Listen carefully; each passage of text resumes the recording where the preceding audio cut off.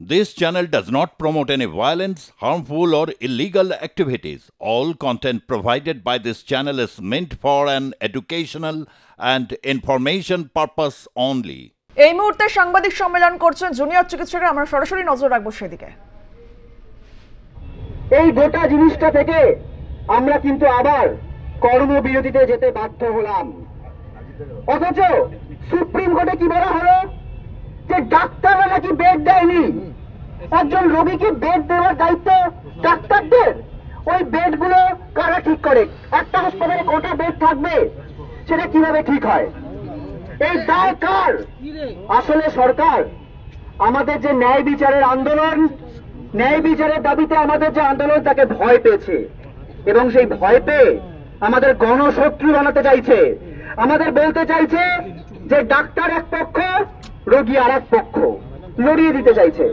আমরা স্পষ্ট জানাতে চাই যে অভয়ার ন্যায় বিচারের দাবিতে যারা রাস্তায় রয়েছি, সেটা ডাক্তার, সেটা জুনিয়র হোক, সিনিয়র হোক, নার্স, স্বাস্থ্যকর্মী, রোগী, রোগী পরিজন, প্রত্যেকটা মানুষ সবাই আসলে একটা পক্ষ, অভয়া পক্ষ। আর তার উল্টো দিকে যদি কেউ থেকে থাকে তাহলে সেটা সরকার, সরকার ঠিক করুক যে তারা এই পক্ষে থাকবেন, আমাদের পক্ষে থাকবেন, নাকি আমাদের গণশত্রু বানাতে চাইবেন।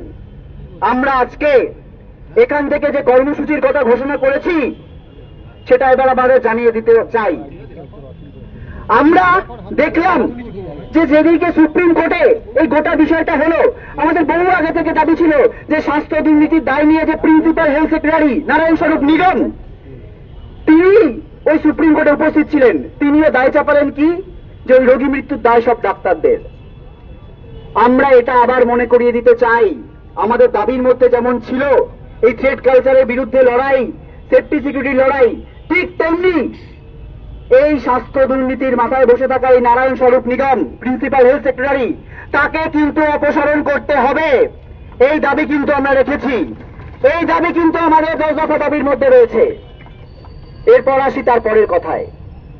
আমরা মহাসমাবেশ থেকেই ঘোষণা করেছিলাম, সেদিনকে এত মানুষের ঢল, এত সাধারণ মানুষ, প্রত্যেকের যে বুকের আগুন, প্রত্যেকের যে আবেগ, সেই আগুন নিয়ে আমরা কিন্তু এগিয়ে চলেছি। এটা একটা গণ আন্দোলন।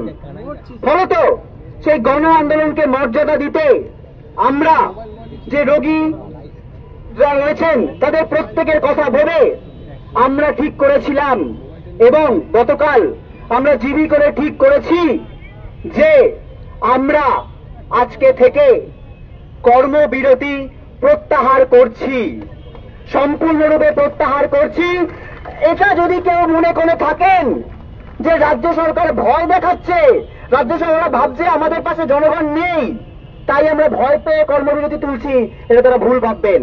আসলে জনগণ আমাদের পাশে আছে এবং আমরা যে একই পক্ষ এটা বোঝানোর জন্য আমরা কর্মবিরতি প্রত্যাহার করছি। কিন্তু তার সাথে সাথে একই সাথে আমরা তীব্রতর আন্দোলন করছি। কি করছি? আজকে পূর্ব নির্ধারিত কর্মসূচি অনুযায়ী এই ধর্মতলায় ডরিনা ক্রসিং এ এই সামনে আমরা জুনিয়র ডাক্তাররা, ওয়েস্ট বেঙ্গল জুনিয়র ডাক্তার ফ্রন্টের পক্ষ থেকে লাগাতার অবস্থান কর্মসূচির ডাক দিচ্ছি। এখানে আমরা বসে থাকবো, আমরা কাজে ফিরছি, আমরা বুঝিয়ে দিচ্ছি যে আমরা কাজও করছি এবং আমরা ন্যায় বিচারের দাবিতে রাস্তাতেও আছি। সেই রাস্তাটা হচ্ছে এই জায়গা। সেইখানে আমরা আজকে একটা ঘড়ি নিয়ে আমরা এসেছি। এই ঘড়ির তাৎপর্য কি?